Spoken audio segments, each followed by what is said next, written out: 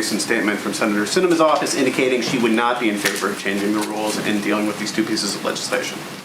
Look, I think that everyone is going to have to take a hard look at where they want to be at this moment in history as we're looking at efforts across the country to prevent people from being able to exercise their fundamental rights. What changed for you there? And if not just, is there other topics beyond voting rights where you'd support a change carve out to the filibuster? Okay, first, what has changed is two words: Donald Trump. The supply chain, then, essentially, that is the reason for the incorrect forecast 10 months ago. Look, I think that our focus now is on assessing where we are and trying to address the issues in front of us in an effort. When we talked with Brian Deese, you know him well, from the White House this week, he said, well, really, this is a supply side problem. Once we get the supply chain fixed, it'll be all fixed. Is he right? No, he's wrong. And so we find ourselves in a uniquely strong economic position on a number of counts. New York is one of the most reliably Democratic states in the United States, and New York requires people to request absentee ballots, just like the new Georgia law does. Now, Georgia allows anyone to request an absentee ballot. New York does not. In New York, it's actually more restrictive. There are specific guidelines as to who can request an absentee ballot. In fact, back in November, New Yorkers voted down a constitutional amendment that would allow anyone to request an absentee ballot for any reason at all by 55 to 45% in an overwhelmingly Democratic state. And let's take a look at early voting. Georgia, the new law, the law that's sort of Abraham Lincoln versus Jefferson Davis, allows for 17 days of early voting. New York only has 9. The bottom line is very simple. The ideologues in the Senate want to turn what the founding fathers called the cooling saucer of democracy into the rubber stamp of dictatorship. We will not let them. They want, because they can't get their way on every judge, to change the rules in midstream, to wash away 200 years of history. They want to make this country into a banana republic where if you don't get your way, you change the rules. Are we going to let them? No! It'll be a doomsday for democracy if we do. He's describing them as George Wallace, Bull Connor, and Jefferson Davis.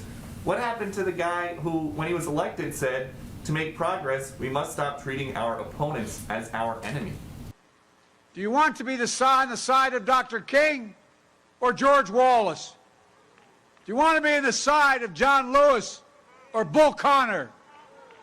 Do you want to be on the side of Abraham Lincoln or Jefferson Davis? I ran for president to unite the country. No, absolutely not. I have absolutely no sense of responsibility for divisions in our country. Use of intimidation, politics of personal destruction, they have all come from the other side. So I don't appreciate, frankly, when the press thinks there's some equivalence in all of this, when it's not about not being able to come together. It's about obstruction on the part of the Republicans. As we kind of hit this one-year period and a period where everything seems like it's in pretty rough shape, or nearly everything, which is not an invitation, I guess, to list off some other things.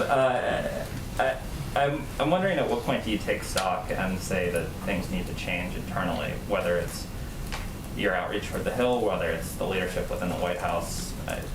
You seem to be stymied on an incredible number of fronts right now. And our effort is to do hard things, try hard things, and keep at it. So we just don't see it through the same prism.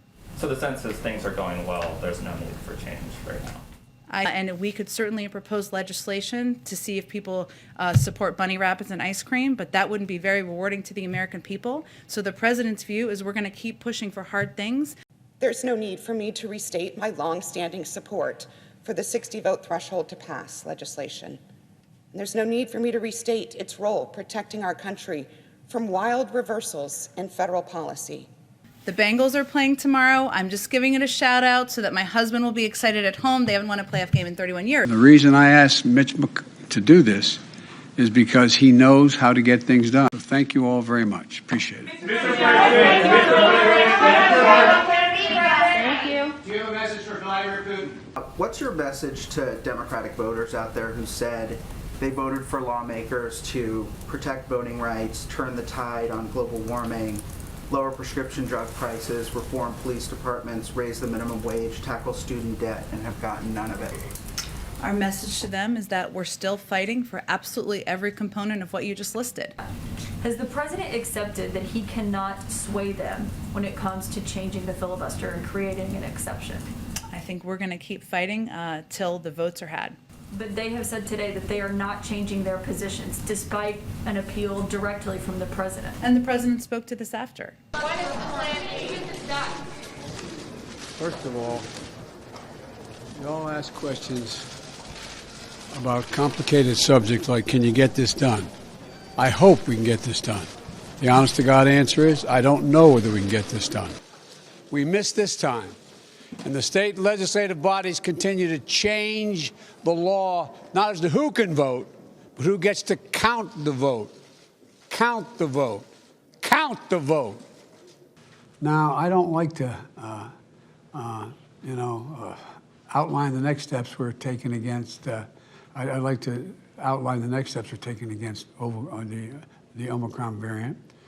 You can find the nearest testing sites for you by Googling. And I urge people you can Google it or go onto any search engine and find out where free testing and the free testing site is available. But Madam Vice President, the fact that we're still telling people to Google where you can get a test and but come on now. I mean, really, if you want to figure out how to get across town to some restaurant you heard is great, you usually do Google. Mm-hmm. So about 3 weeks ago, you and I had an exchange in this room in which I That made it sound nefarious. I don't remember it that way. nefarious, but I posited a bunch of questions that you couldn't answer. About when the tests would be available, how many Americans would be in their hands. Sure. It's now 3.5 weeks later. Are there any answers to any of those questions yet? Well, I would say first we've put out a number of steps that have been taken since that point in time. The pleasant and democratic exchange we had in this briefing room a few weeks ago, Mike, but including a number of contracts have been signed just in the last few weeks. Just to follow up on that, fair to say that with half of January finished and the first of the doses beginning to arrive maybe by next week, that there's no way that 500 million tests are going to be delivered and in the hands of Americans by the end of this month. Well, that's why we said at the time that we would begin to get these tests, and they would begin to go out to the American public in January. And we're exactly on track for that. How much longer should Americans expect that they'll be paying these inflated prices? So what I can say is that in the context of a strong economy, most independent forecasters expect these prices to moderate over the course of 2022, and that's consistent with the administration's view. For clarity, that means by the end of 22 it's moderated, or we're kind of back to where we were before this by those projections? Well, if you look at the projections by independent forecasters, then you see moderation over the course of 22, and you get back to you get back to levels that are closer to pre-pandemic normal.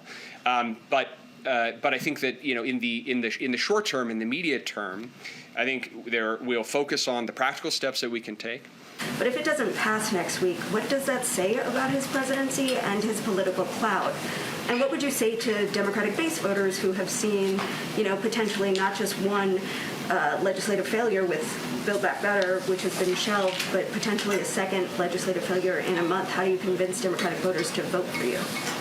Well, what I think we would say to any American, whether they're Democratic-based voters or not, is that the majority of the American public elected the president to do hard things and to fight for hard things. In response to Mitch McConnell today, who had some strong words for the president, called his speech a rant, incoherent, profoundly unpresidential, but he also accused the president of shouting that 52 senators and millions of Americans are racist unless he gets whatever he wants. To the president, what is more irresponsible, unbecoming, and divisive is the coordinated effort by far too many Republicans across the country to perpetuate the big lie and make. Last week, President Harris and I stood in the United States Capitol